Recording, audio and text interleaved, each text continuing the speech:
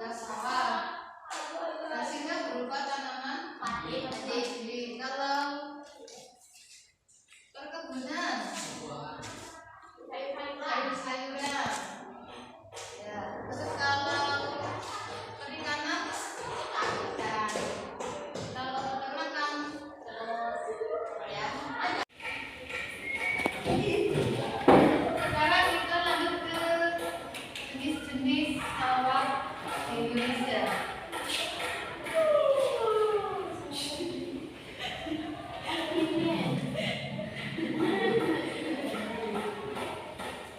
Yang pertama adalah sawah terbuka.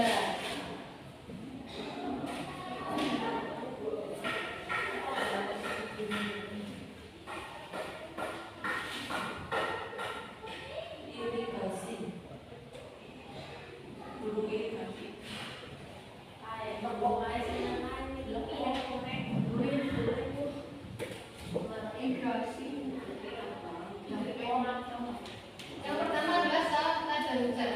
Sawah tadahujan adalah sawah yang jenis pengairannya berasal dari air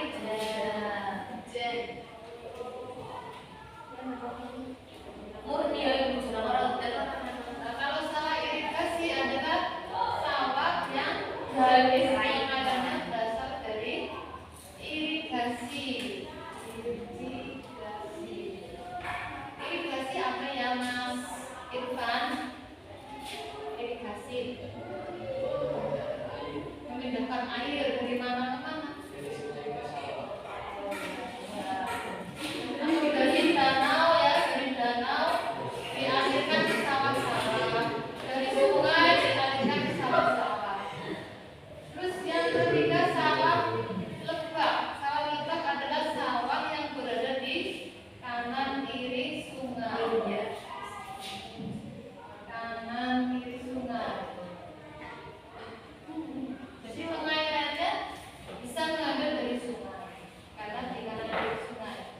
Ini biasanya itu ayam. Bos ngomong ayam tapi ayam dulu. Baiklah, sampai di sini ada yang ditanyakan? Tidak. Benar. Jadi untuk tidak ada, kita simpulkan dari materi yang sudah kita pelajari hari ini, ya. Dan jadi untuk ketahanan pangan Indonesia ada berapa tadi? 4. Yang pertama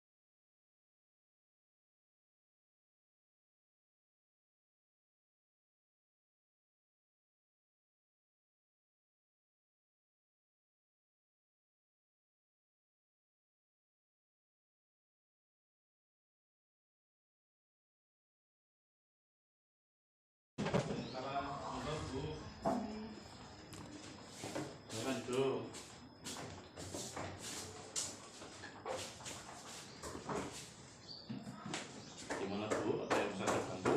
begini, Pak, maksud kedatangan saya kemari mau menyampaikan beberapa kendala yang saya hadapi dalam KPM dia kelas 11. Kelas 11, nggih. Napa niku kendalane ngene? Untuk yang pertama itu media pembelajaran.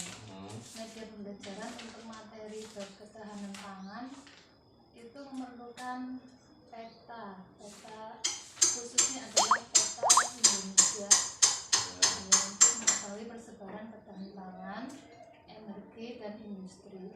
Sementara peta yang ada di sekolah itu peta dunia.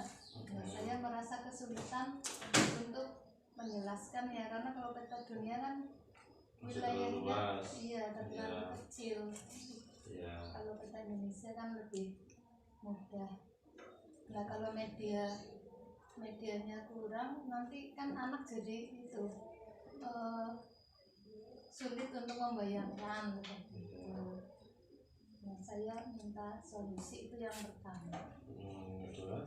Yang kedua, motivasi belajar siswa untuk kelas 11. Untuk perempuannya alhamdulillah sudah antusias.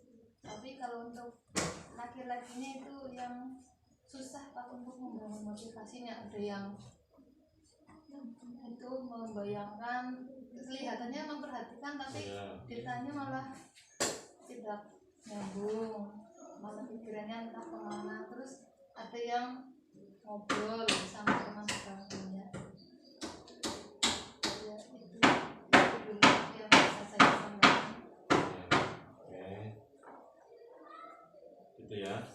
Berarti ada dua hal yang kaitannya dengan penerapan KPM. Yang pertama, media pembelajaran terkait dengan peta Indonesia. Sebenarnya untuk masalah peta sebenarnya dulu pernah ada, cuman karena mungkin yang memakai tidak hanya MA, MTS juga memakai, sehingga ya kita pas dipakai di MTS kita kesulitan untuk mencarinya ataupun membawa MA lagi. Tapi untuk ke depan diusahakan sudah bisa untuk mengadakan lagi terkait dengan peta Indonesia. Karena kalau untuk penyebaran pangan di Indonesia itu, kalau misalnya memakai peta dunia ya kita merasa kesulitan, karena Indonesia bagian kecil dari dunia, sehingga untuk diperhatikan oleh siswa agak susah memang. Terus yang kedua itu tentang motivasi belajar siswa bagi siswa laki-laki yang kayaknya kelihatannya mendengarkan tapi mungkin pemikirannya nggak tahu makna gitu ya.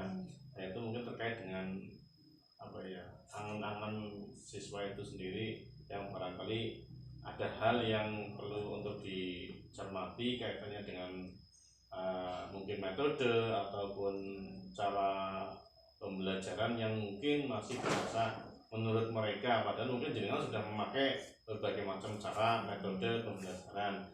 Tapi ada sisi lain bagi anak, mungkin mungkin dari segi kesiapan siswa itu sendiri yang kurang, atau gimana, kita perlu adanya evaluasi. Oleh karena itu nanti kita lakukan supervisi secara KPM panjenengan terkait dengan pembelajaran di madrasah. Apakah nanti kita bisa melihat apakah yang perlu atau mungkin ada tindak lanjut yang harus dilakukan supaya anak tersebut bisa ikut kegiatan KPM secara optimal, sehingga ketika nanti ditanya tidak tidak kayak nunggak nyambung gitu. Nah, terkait dengan itu kita nanti ada beberapa tim lah, kita sudah laksanakan dari yang kemarin membuat tim supervisi, dan insya Allah dengan nanti ke bagian yang selanjutnya adalah kita masuk dalam kelas, kita laksanakan supervisi sehingga nanti ketahuan apa yang harus diperbaiki, bagaimana cara mengambil solusi dari yang dilakukan oleh siswa ketika pembelajaran yang ternyata kelihatannya memperhatikan tapi ternyata kitanya tidak nyambung, berarti pikirnya lagi lari browsing ke area yang lain selain KPM gitu ya. Mungkin itu nanti bisa kita tindak lanjuti kaitannya dengan supervisi. Dan untuk jawaban saya mungkin seperti itu, Bu. Jadi terima kasih atas kehadiran sini.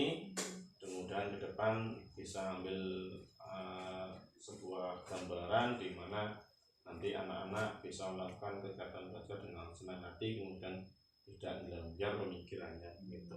Mungkin itu Ya. selama nanti mengadakan peta Indonesia, saya minta peta yang versi terbaru ya, karena Oh, ada gitu. wilayah Yang baru gitu ya. nggih. Oke, diusahakan nanti kita ambil yang seperti itu. Ya. Jadi saya senang. Iya. Terima kasih kehadirannya. Mudah-mudahan kita ke depan bisa melakukan hal yang lebih baik lagi untuk anak-anak kita. Terus Pak, Iya, terima kasih. sami-sami. Assalamualaikum. Assalamualaikum.